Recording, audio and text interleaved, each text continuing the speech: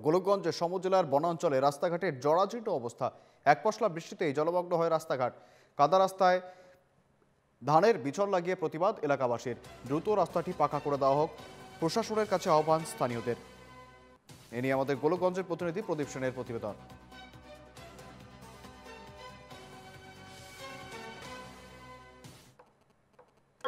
আমি রয়েছি গোলকগঞ্জ সমজেলার উত্তর রায়পুর দ্বিতীয় খণ্ড গ্রামের যে রাস্তাঘাটের অবস্থা একদম বেহাল অবস্থা। রাস্তাঘাট নামমাত্র এক ঝাড় যে বৃষ্টি আসলে রাস্তার অবস্থা একদম কদর্য হয়ে পড়ে, জরাজীর্ণ অবস্থা।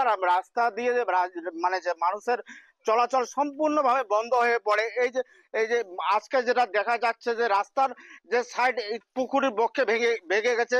এই ভাঙনের ফলে রাস্তা কিন্তু একদম মোটামুটি শেষ হয়ে গেছে, কিন্তু দীর্ঘদিনে যে হয়তো যে মেরামতির অভাবে রাস্তার নামমাত্র রয়েছে, রাস্তা ইতিমধ্যে শেষ অবস্থা। সাধারণ পথচারী পথ চলাচলের যথেষ্ট সমস্যায় পড়ছে। আজকে উপায়হীন হয়ে এমন করে ধানের চারা রোপণ করে প্রতিবাদ সাব্যস্ত করা দেখা যাচ্ছে।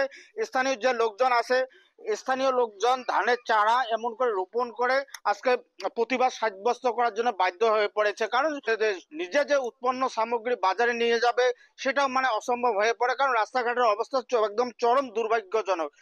এই আজকে উপায়হীন হয়ে মানুষ কিন্তু আজকে এই অঞ্চলের মানুষ আজকে রাস্তা বন্ধ করে দিয়েছে। সাধারণ মানুষের যাতায়াত বন্ধ, কারণ কি উপায় নেই।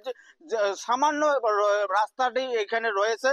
ইতিমধ্যে যে বৃষ্টি যে আরম্ভ হয়েছে, বৃষ্টিতে রাস্তা একদিকে তো পুকুরে ভাঙে নিচ্ছে, একদিকে তো কাদার জন্য যাওয়া একদম বেহাল অবস্থা। স্থানীয় যে লোকজন আছে, লোকজনের কাছে জিজ্ঞাসা করার চেষ্টা করব যে এত কতদিন যাবত আপনাদের রাস্তাঘাটের অবস্থা এইরকম। দাদা কি বলবেন? রাস্তা বহুদিন থেকে এরকম অবস্থা হয়ে গেছে। যে যাতায়াত খুব করা খুব দিকদেরি হয়। টেটকারালা গুলি অবস্থা আরো রাস্তার খুব ইয়ে করে দিছে, যাতায়াতের রাস্তা একদম নষ্ট করে দিছে সবগুলা। পাবলিক যাতায়াত কিছু ক্ষতি নাই, কিন্তু টেটকার সিজনের টাইমত এখান দিয়ে মাটি টাটি সব সময় মোটামুটি 8টা-10টা টেটকার দিন রাত চলি থাকে আর কি। চলি থাকার কারণত রাস্তার অবস্থা খুব হয়ে গেছে। একটা এইখানে যদি আমার একটা কিভাবে একটা অ্যাক্সিডেন্ট হয়, রুগী 108 যে ঢোকার কোনো ধানের অমন বুদ্ধি নাই। এমন পরিস্থিতি হয়ে গেছে, নিজে চলতে পারি না, আরো গাড়ি ঘোড়া কি চলবো। এখানে কত বাইক টাইক আসে, আত্মীয় স্বজন বাইরের আসি এখানে বাগড়ে পড়ে যায়, টোটো এখানে পড়ে যায়। সমস্যা হয়ে গেছে। এটার জন্য আমরা একটু ইয়ে করছি যে সরকারে যে কোনো একটা আমাকে আর কি ডিসিশন দেয় যে রাস্তাঘাটটা আমার যাতে এই রাস্তাটা ধরায় দেয়। আরো স্থানীয় লোকেরা আছে, ওনার মন্তব্য নেওয়ার চেষ্টা করবো। আপনি কি বলবেন? কতদিন যাবে এখানে বলার প্রত্যেকে যাই বলুক একটা ভাষা নিয়ে বলে, কিন্তু এখানে সেই ভাষাটাই নাই। যে রাস্তাটা আমার সরবরাহ করার জন্য মা বোনদের আসা যাওয়া, বিশেষ করে কোনো পেশেন্ট আসা যাওয়ার জন্য, বাচ্চা কাচ্চারা স্কুলে সকালে উঠে স্কুলে বেরোতে পারে না, তাদের অসুবিধা। এখন মানুষ যে চলাচল করবে সবসময় গরু ছাগল নিয়ে, সেটার অসুবিধা। এই সমস্ত জর্জরিত অসুবিধায় বাধ্য হয়ে আমরা এখানে একটা সিগন্যাল দিছি যে না, রাস্তার মেরামতিটা বড় কথা নয়, বড় কথাটা হলো সবার মাথায় এই রাস্তা ভাঙা ব্যাপারটা ব্যথা হয়ে সবার মাথায় আমাদের ঢোকে নাটা কেন? আমরা তো মানুষ না, 4টা ঠ্যাং তো আমাদের নাই। আমরা যদি মানুষ, তাহলে আমরা চলাপথের রাস্তাটা তো আমরাই একটু করে দিতে পারি। তার জন্য দায়ী আমরা কাকে ভাববো? আপনাদের পঞ্চায়েত কি আছে? আমাদের পঞ্চায়েত মটেঝার। পঞ্চায়েত থেকে কোনো মেরামতি করা? পঞ্চায়েত থেকে ইতিমধ্যে খালি নিউলি সিলেক্টেড বডি হলো মাত্র, ওরা একটা কথা দিচ্ছে যে আমাদের ফার্স্ট স্টেপে এই রাস্তাটারই উল্লেখ আছে।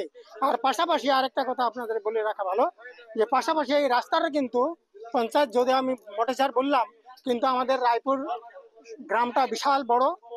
এটা আগে মটেঝার পঞ্চায়েতে ছিল, ইদানিং এই রায়পুর পঞ্চায়েত আলগা করে হয়েছে। আমরা যেখানে দাঁড়িয়ে আছি এটা কিন্তু রায়পুর পঞ্চায়েত এবং মটেঝার পঞ্চায়েতের মাঝামাঝি স্তর।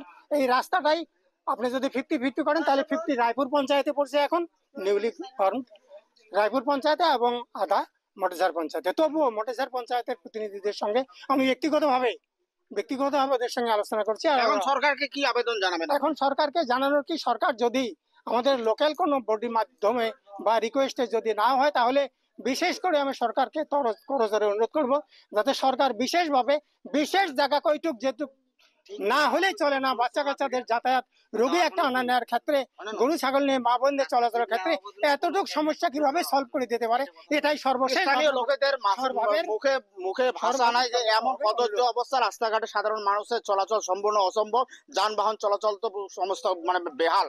কারণ কি, এখানে যে কাঁচা রাস্তা রয়েছে, ট্রাক্টরের যাতায়াতে মানে যেটুকু বাকি ছিল ওটুকু সর্বনাশ করে দিছে। তো স্থানীয় রাজ্যের একটাই মানে দাবি যে এই রাস্তা পুনর্নির্মাণ নয়, একদম পাকা রাস্তা না করলে এই রাস্তা মানে মানে বেঁচে রাখা অসম্ভব। তো এই স্থানীয় রাজ্যের একটাই দাবি, অতি শীঘ্রই এই রাস্তাটা মানে স্যান্ড গ্রাভেলিং করে নতুন করে নির্মাণ করা হোক।